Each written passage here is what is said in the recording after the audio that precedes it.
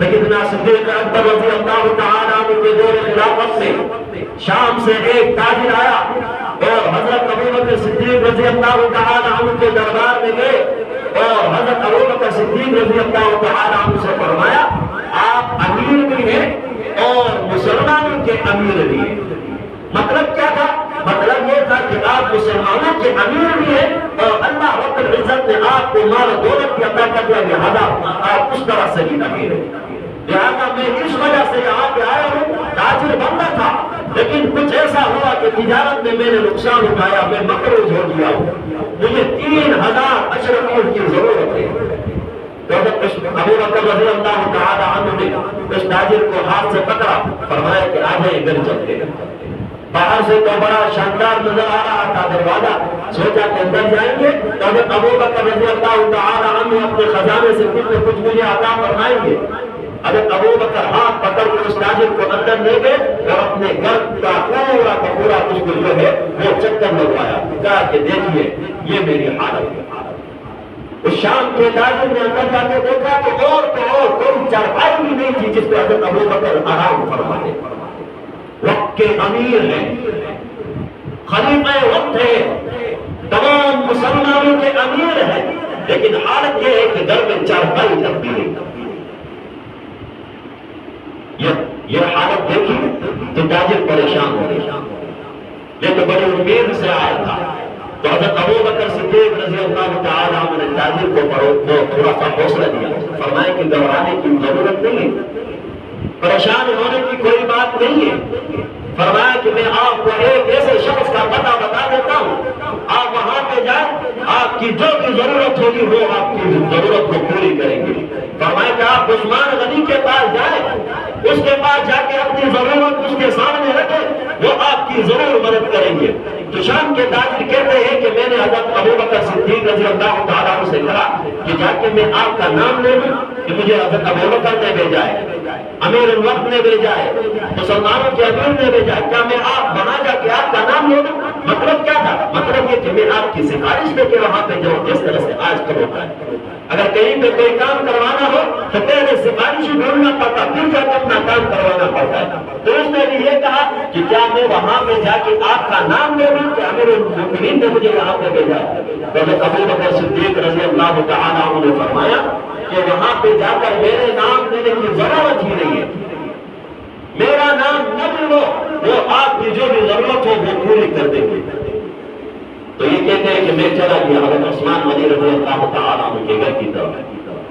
میں دروازے پہ پہنچا، دروازے پہ پہنچ کے میں نے دستک دی تو اندر حضرت عثمان غنی رضی اللہ تعالیٰ عنہ اپنے بچوں کی اصلاح فرما رہے تھے۔ حضرت عثمان غنی رضی اللہ تعالیٰ عنہ اپنے بچوں کو ڈانٹ رہے تھے، ان کو ڈانٹ رہے تھے۔ کس بات پہ؟ کہ بچوں نے کیا کیا؟ دودھ کے اندر شہد ملایا تھا اس پینے کے لیے۔ حضرت عثمان غنی رضی اللہ تعالیٰ عنہ کو جو ہے ان کو ڈانٹ رہے تھے، ان کی اصلاح کر رہے تھے، یا تو دودھ پیو یا تو شہد پیو، دونوں کو ملا کے نقصان کیوں کر رہے ہو؟ اسراف کیوں کر رہے ہو؟ فضول خرچی کیوں کر رہے ہو؟ بعد یہ تاجر جو ہے وہ اندر کا واقعہ سن رہے تھے، تو اس کے ذہن میں خیال آیا کہ حضرت ابو بکر نے تو کہا تھا کہ آپ کی جو بھی ضرورت ہو حضرت عثمان پوری کریں گے، لیکن یہاں اندر تو حضرت عثمان رضی اللہ تعالیٰ نے اپنے بچوں کو اس بات پہ ڈانٹ رہے ہیں کہ دودھ کے اندر شہد کیوں ملایا۔ لہٰذا اس سوچ میں بیٹھے ہوئے تھے، حضرت عثمان غنی رضی اللہ تعالیٰ نے بچوں کی تربیت کر کے باہر آ گئے اور سلام کیا۔ اس تاجر نے حضرت عثمان غنی رضی اللہ تعالیٰ عنہ کو سلام کیا، السلام علیکم۔ حضرت عثمان غنی رضی اللہ تعالیٰ عنہ سمجھ گئے کہ یہ آقا کا کوئی غلام ہے، یہ میرے محمد کا کوئی امتی ہے، سمجھ گئے، اور سلام کا جواب دے کے اپنے گھر کے اندر لے گئے۔ اندر لے گئے، جہاں پہ مہمانوں کو بٹھانے کی جگہ تھی وہاں پہ بٹھایا، اور وہ تاجر فرماتے کہ سب سے پہلی چیز جو میرے سامنے پیش کی گئی وہ یہی تھی کہ دودھ کے اندر شہد ملایا ہوا تھا، جس کے بارے میں حضرت عثمان اپنے بچوں کو ڈانٹ رہے تھے کہ آپ نے دونوں کو جمع کیوں کیا۔ تاجر فرماتے ہیں کہ جو چیز سب سے پہلے میرے سامنے پیش کی گئی وہ دودھ اور شہد تھا۔ کہتے ہیں کہ میں نے اس کو نوش فرمایا، میں نے اس کو پی لیا۔ تھوڑی دیر کے بعد کھجور کا حلوہ سامنے آ گیا، تو کہتے ہیں کہ میں نے وہ بھی تناول فرمایا، میں نے وہ بھی کھایا۔ کھانے کے بعد کہتا ہے کہ میرے دل میں یہ خیال آیا کہ یہ تو اپنے بچوں کو دو چیزوں کو جمع کرنے سے جو ہے وہ منع کر رہے تھے، ڈانٹ رہے تھے، یہاں تو مجھے تین چیزیں کھلایا۔ کہتے ہیں کہ میں نے دل میں یہ سوچا بھی تھا کہ حضرت عثمان غنی رضی اللہ تعالیٰ عنہ بڑے فراست والے تھے، اللہ رب العزت نے بڑے ملکے سے نوازا تھا، سامنے سے بھاگ گئے کہ ان کے دل کے اندر ایسا خیال آ گیا ہوگا۔ تو سامنے سے کہا کہ آپ شاید یہی سوچ رہے ہوں گے کہ میں نے اپنے بچوں کو شہد اور دودھ مکس کرنے پر جو بندہ مجھے ڈال رہا تھا وہ مجھے دو چیزیں تو وہی تھی، ایک چیز بلکہ ظاہر نہیں کیا۔ تو فرمایا کہ عثمان کا جو مال ہے وہ اس کے بچوں کی عیاشی کے لیے لیے، فرمایا کہ عثمان کا جو مال ہے وہ امت محمدیہ کے لیے، امت محمد کی خدمت کے لیے فرمایا کہ میں بچوں کی عیاشی کے لیے نہیں ہے، بچوں کا گزارا تو صرف دودھ پیتے پھر بھی ہوتا، شہد استعمال کرتے پھر بھی ہوتا۔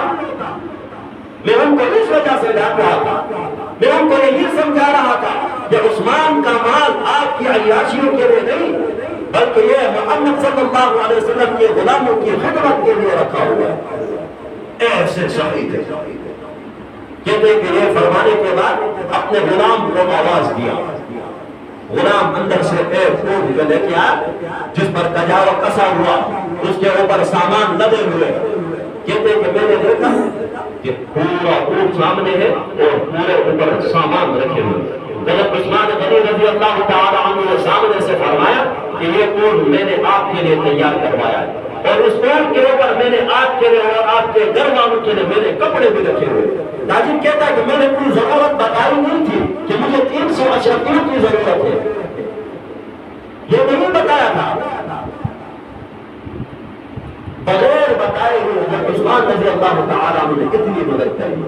کہتے ہیں کہ ایک اونٹ سامنے آیا، اس کے اوپر کجاوا کسا ہوا تھا، اس کے اوپر بوجھ تھا۔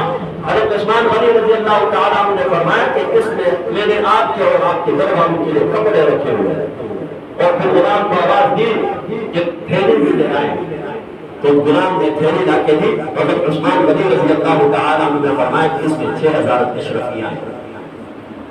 اس تاجر کو ضرورت تھی 3000 اشرفیوں کی، لیکن حضرت عثمان غنی رضی اللہ تعالیٰ عنہ نے بغیر پوچھے 6000 اشرفیاں تاکہ اس تاجر کے حوالے کر دیے۔ کہتے کہ میں حیران ہو گیا، اور کہتے کہ میں نے یہ دیکھنے کے بعد حضرت عثمان سے یہ فرمایا کہ مجھے تو 3000 اشرفیوں کی ضرورت تھی، لیکن آپ نے تو 6000 اشرفیاں دی۔ تو کہتے ہیں کہ اللہ رب العزت نے مجھے مال دیا ہے، اور میں نے یہی ارادہ کیا کہ میرا مال جو ہو وہ پیارے آقا صلی اللہ علیہ وسلم کی امت کے اوپر خرچ میں اس لیے دے رہا ہوں۔ اور ساتھ میں یہ بھی فرمایا اس تاجر نے کہ حضرت آپ نے مجھے اونٹ تو دے دیا، لیکن اب میں یہ اونٹ واپس کرنے کے لیے شام سے نہیں آ سکتا۔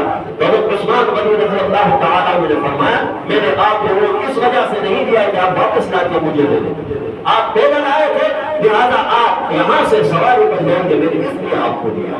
ایسے سخی انسان تھے حضرت عثمان غنی رضی اللہ تعالیٰ، سخاوت کے بادشاہ تھے، اپنا مال اپنے اولاد کو خرچ کرنے نہیں دیتے تھے فضول میں، لیکن جب کبھی بھی دین کی خدمت کے لیے پیسوں کی ضرورت ہو، مال کی ضرورت ہو، جب کبھی بھی کسی مسلمان بھائی کو ضرورت ہو تو آقا کریم صلی اللہ علیہ وسلم کا یہ غلام اپنے مال کو ان کے لیے کھول کے رکھ دیتا ہے، اپنے خزانوں کے جو منہ تھے وہ اپنے مسلمانوں کے لیے کھول کے رکھ دیتا ہے۔ ایسا سبھی